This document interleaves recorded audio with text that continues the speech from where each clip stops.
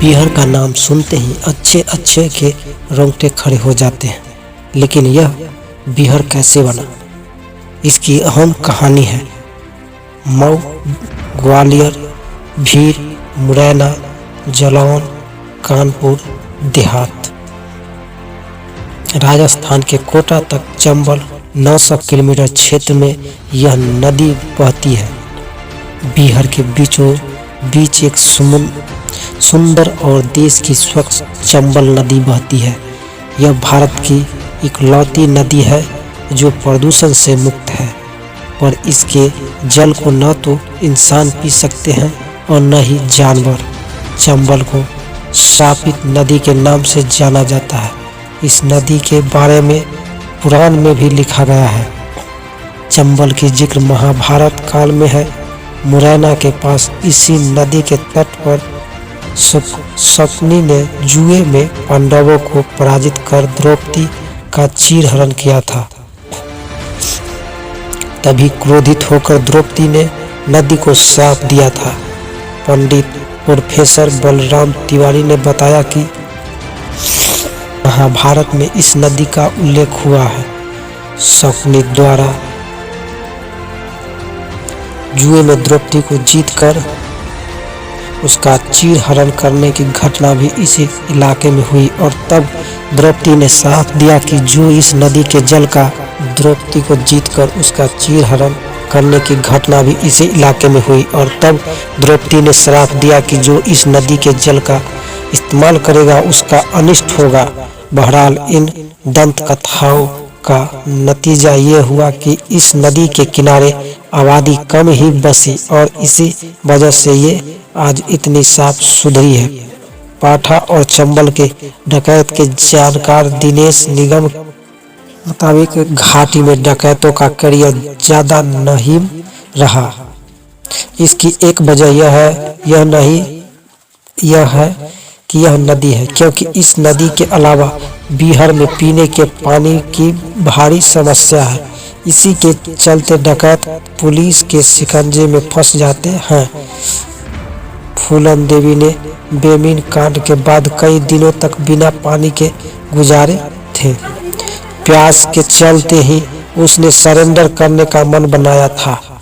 यह दक्षिणी पठार से निकलने वाली नदी है। मध्य प्रदेश में मऊ के निकट समुद्र तल से सटे 616 मीटर ऊंची जनापाव पहाड़ी से चंबल नदी निकली है। उत्तर पूर्व की ओर मध्य प्रदेश के धार, उज्जैन, रतलाम, मंदसौर जिलों में बहती हुई 84 गढ़ के निकट चंबल राजस्थान की सीमा में प्रवेश करती है। यह राजस्थान के कोटा, सवाई माधोपुर तथा धौलपुर जिलों में अनुमानित 210 किलोमीटर बहती है।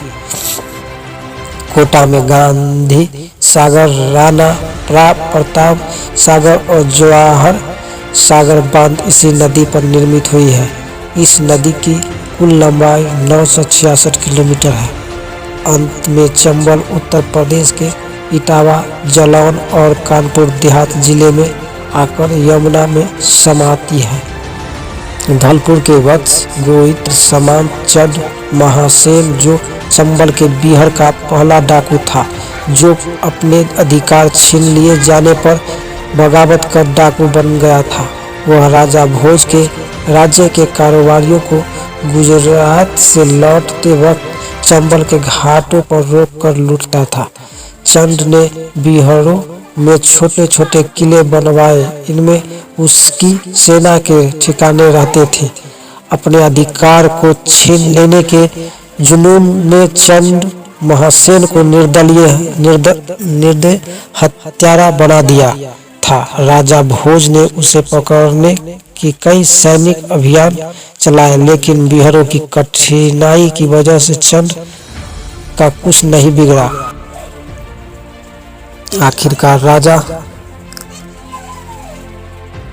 भोज ने दिल्ली से आकर चंबल क्षेत्र में बसे तोमरों से चंद के आतंक से छुटकारा दिलाने का आग्रह किया।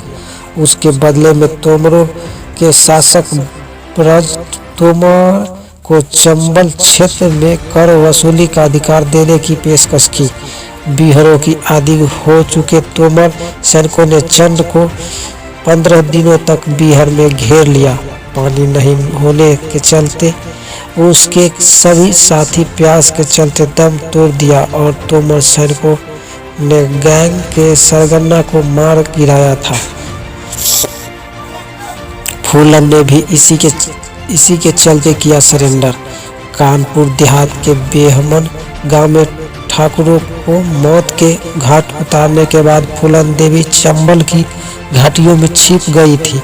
फूलन को गिरफ्तार करने के लिए यूपी, एमपी और राजस्थान की पुलिस ने चंबल के बीहरों को घेर लिया और तालाबों व कुओं के पानी में जहर मिला दिया। फूलन को बीहर में रसद और पानी पहुंचाने वाले पुलिस के हत्थे लग चुके थे। भीषण गर्मी के चलते फूलन और उसके गैंग के डकैत प्यास के चलते टूट चुके थे।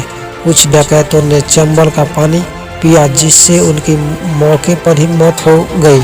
फूलन के पास पेट भरने के लिए बीहर में सामान तो मौजूद था, लेकिन शुक्र है गले को तर करने के लिए पानी नहीं था। आखिरकार जल से जंग हार गई और उसने अपने आप को पुलिस के हवाले कर दिया।